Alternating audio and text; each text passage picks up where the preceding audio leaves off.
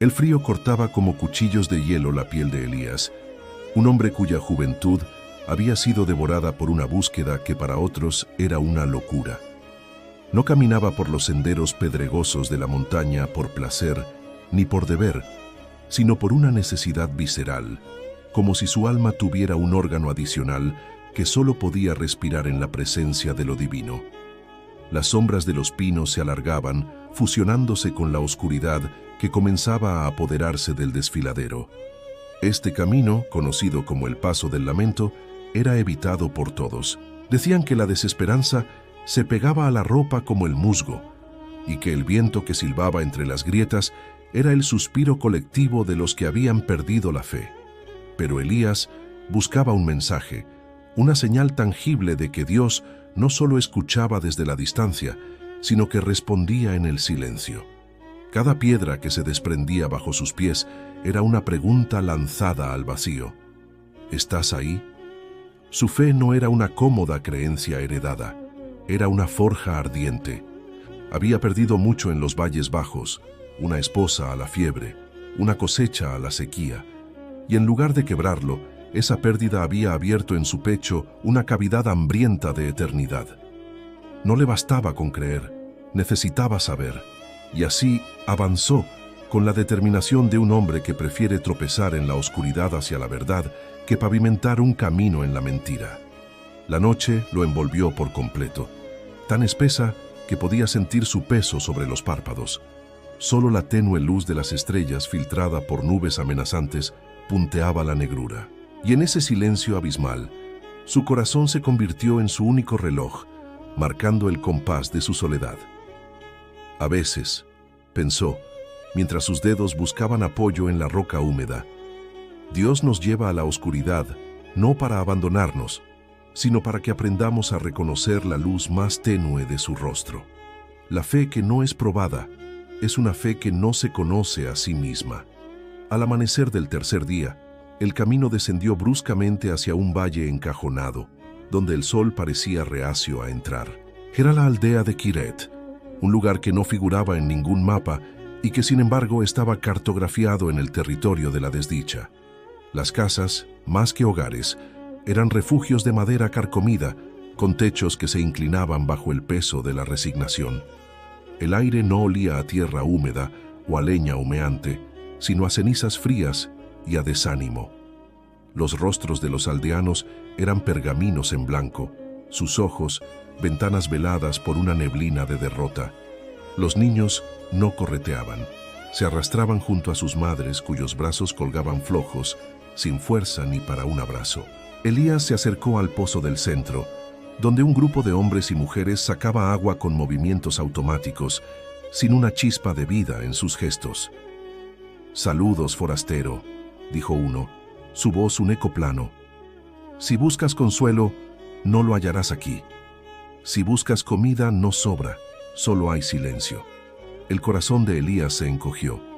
Su propia búsqueda parecía egoísta ante tal desplome colectivo. «¿Qué pesa tanto sobre este lugar?», preguntó, su voz suave como un bálsamo en el aire enrarecido. Una mujer llamada Ana, con el cabello cano prematuramente y ojos que habían llorado hasta secarse, alzó la mirada. «La tierra se niega a dar fruto, la enfermedad se llevó a nuestros más fuertes, y el invierno pasado, una avalancha sepultó a nuestros jóvenes que buscaban ayuda al otro lado de la montaña. Rezamos. Al principio, rezamos con furia, luego con susurros. Ahora el silencio es nuestra única oración. Parece que el cielo se ha vuelto de plomo y nuestras plegarias no pueden atravesarlo». Elías no ofreció palabras fáciles, no habló de la bondad de Dios o de sus planes perfectos. En lugar de eso, se sentó en la piedra del brocal del pozo, compartiendo su silencio con el de ellos. Y en ese gesto, encontraron un atisbo de comunión. «He caminado por el paso del lamento», confesó al rato. «Busco un mensaje de Dios, pero al verlos, comprendo que tal vez el mensaje no era para mí solo». Pasó los días siguientes entre ellos, no como un salvador, sino como un siervo. Ayudó a reparar una viga, a cargar leña, a sentarse junto a los enfermos. Les contó por qué caminaba de su hambre por una respuesta. Y al compartir su búsqueda, una chispa minúscula, tan frágil como la primera brasa en una noche gélida, comenzó a titilar en sus corazones. Si este hombre, sin obligación alguna con ellos, se atrevía a desafiar la oscuridad de la montaña por fe, quizás, solo quizás, esa fe podía ser contagiosa. Elías les recordaba una verdad que habían olvidado, que Dios no es un tesoro para ser guardado, sino un fuego para ser compartido, y que a menudo enciende una llama con la chispa de la necesidad de otro. Una noche, mientras Elías velaba en oración en los límites del pueblo, junto al río que bajaba escuálido del monte, el viento cesó de golpe.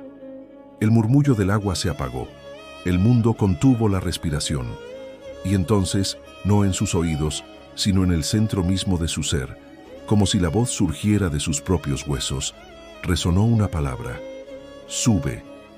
No era un sonido, era una certeza, una orden impregnada en la trama de su conciencia. El corazón le golpeó las costillas como un pájaro enjaulado. «Señor», susurró temblando no de miedo, sino de una reverencia abrumadora. La voz volvió clara y profunda como el trueno de una nube lejana. «La roca que sangra agua da vida al valle. El valle que da vida guarda la semilla. La semilla en la mano del valiente alimentará la esperanza. Confía. Sube». No había garantías, ni mapas, ni promesas de seguridad. Solo una dirección y un mandato de fe. Elías sintió el peso del riesgo. Podía ser una locura, un eco de su propia mente exhausta. Pero en la quietud que siguió a la voz, una paz que trascendía toda comprensión se asentó sobre él. Era la paz de saber que, aunque el camino fuera incierto, la compañía era segura. Se levantó, sus músculos tensos por el frío y la emoción. Sabía lo que debía hacer. No era solo su prueba final, era la respuesta a las oraciones silenciosas de Kiret. Al amanecer, se presentó ante los aldeanos. «La voz de Dios me ha hablado», anunció, y su tono no era triunfalista, sino sereno. «Debo subir a la cima del trueno, al lugar que llaman la roca que sangra». Un murmullo de terror recorrió el pequeño grupo. «Es una sentencia de muerte», gritó un hombre. «Nadie ha regresado de allí. Los derrumbes son constantes. No hay sendero». Haná lo miró, y en sus ojos secos, Elías vio un destello de la fe que una vez tuvo. «¿Y si es verdad, Elías? ¿Y si es la única manera?» «La fe», respondió él, poniendo una mano en su hombro, «no es la ausencia de miedo, sino la decisión de que algo es más importante que el miedo. Confiar en Dios a veces significa dar un paso cuando solo puedes ver el primero, creyendo que Él iluminará el siguiente».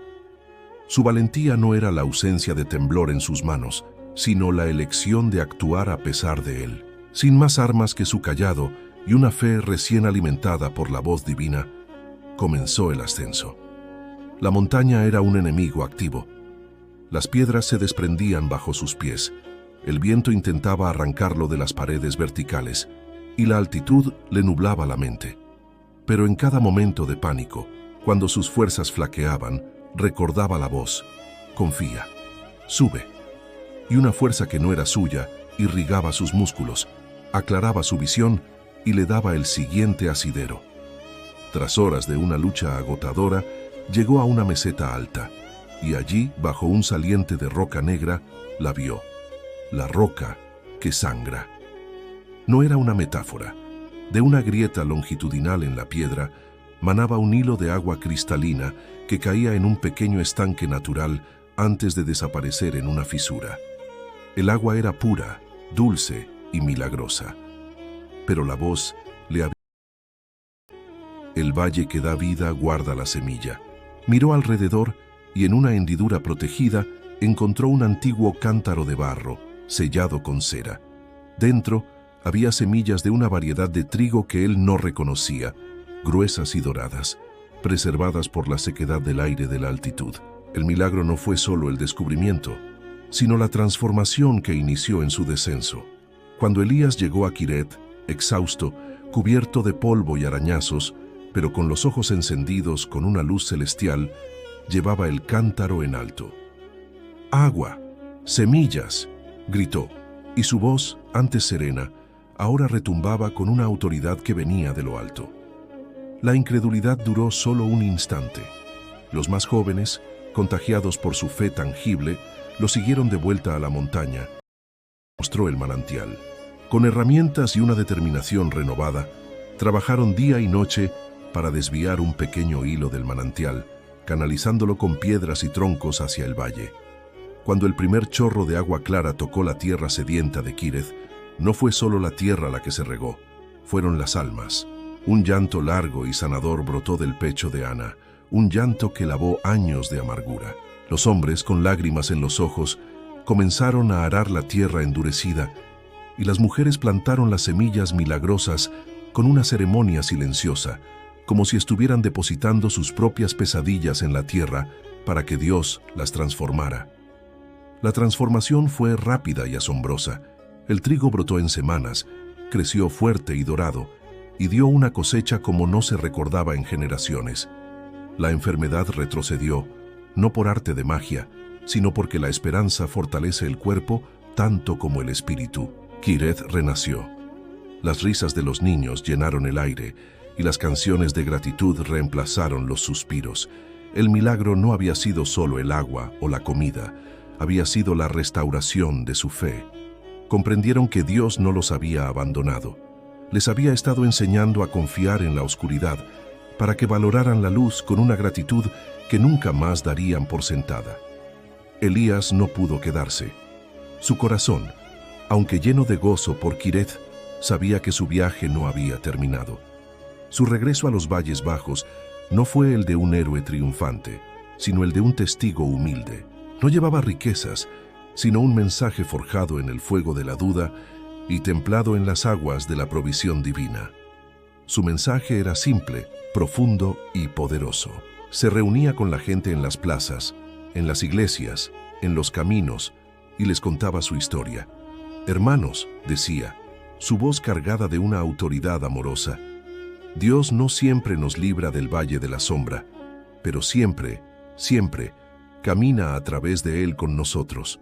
La oscuridad no es una prisión, es el lugar donde Él nos enseña a ver con los ojos del Espíritu». La voz que escuché no vino en el clamor, sino en el silencio.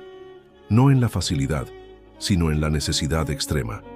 No busquen a Dios solo en la abundancia, búsquenlo con más ahínco en la escasez, porque es allí donde Él revela su provisión más milagrosa. La fe no es un sentimiento, es una decisión. Es la decisión de subir cuando la montaña parece insuperable, de confiar cuando la voz solo dice, confía, de creer que la roca que sangra existe, incluso cuando todo lo que ves es piedra árida. Su historia se esparció como las semillas que había encontrado, echando raíces en corazones fértiles y transformando comunidades. No prometía una vida libre de problemas, sino una vida con un compañero en medio de ellos. Hablaba de un Dios tan cercano que su voz puede resonar en lo más íntimo del ser, y tan poderoso que puede hacer brotar agua de la roca y esperanza del corazón más quebrantado. Generaciones después, los niños de los valles escuchaban la historia del viajero que desafió la oscuridad. Kireth se había convertido en un lugar próspero, y cada año celebraban el Día del Manantial, recordando no solo el milagro del agua, sino el milagro mayor de una fe reavivada. La leyenda no se centraba en la valentía sobrehumana de Elías, sino en la fidelidad sobrenatural de su Dios. Y el mensaje final, el que atravesaba el tiempo, era este: nunca, en ningún valle, en ninguna noche, estás solo. La misma voz que ordenó a la luz brillar en las tinieblas, y la misma mano que abrió la roca en el desierto, está contigo ahora. Tu oscuridad no es el final de tu historia, es solo el lugar donde, si confías, Él escribirá su milagro. Confía, sube, porque al otro lado de tu obediencia está la roca que sangra, esperando para dar vida no solo a ti, sino a un valle entero a través de tu fe.